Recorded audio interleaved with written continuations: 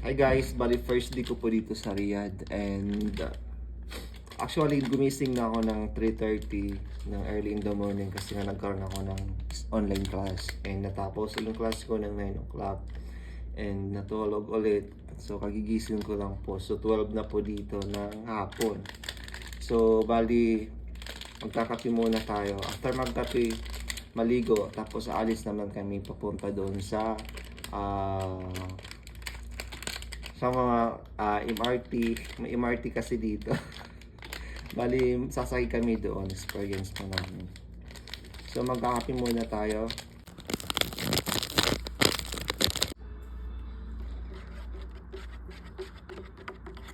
Masarap talaga guys yung kape.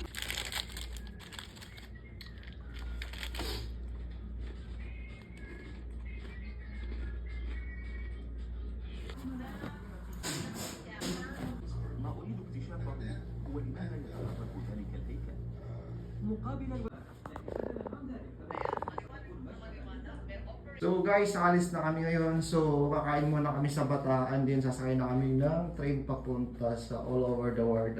Riyadh.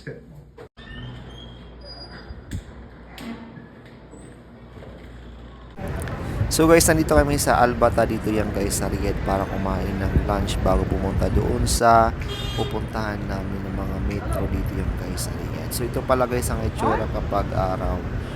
Nung nakarang kasi guys na video ko is gabi yun, so hindi masyado makita yung mga kapaligiran dito guys. Makikita nyo yan, puro mga buildings talaga dito.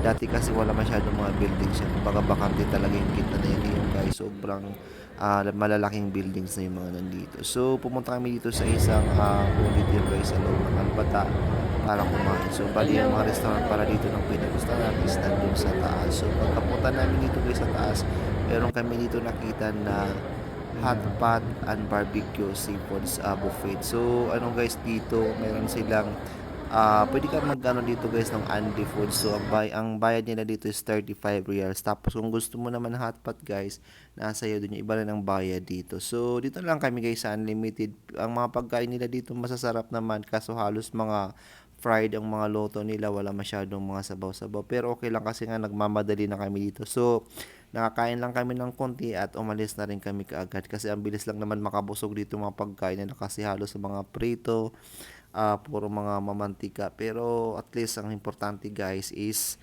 nakakain tayo. So kakain muna ako guys dahil gutom na rin ako dito. So nagmadali na lang kami dito kumain kasi anong oras na rin kasi ang sarap kasi ng tulog namin nung umaga kasi nga mga pagod din kami galing sa biyahe pa. So bali guys, pagkapasok pala namin dito sa restaurant, may nagtanong na staff if Chinese. Sabi ko guys, ang sagot ko sa kanya, hindi po mga Bisaya po, Bisayang dako.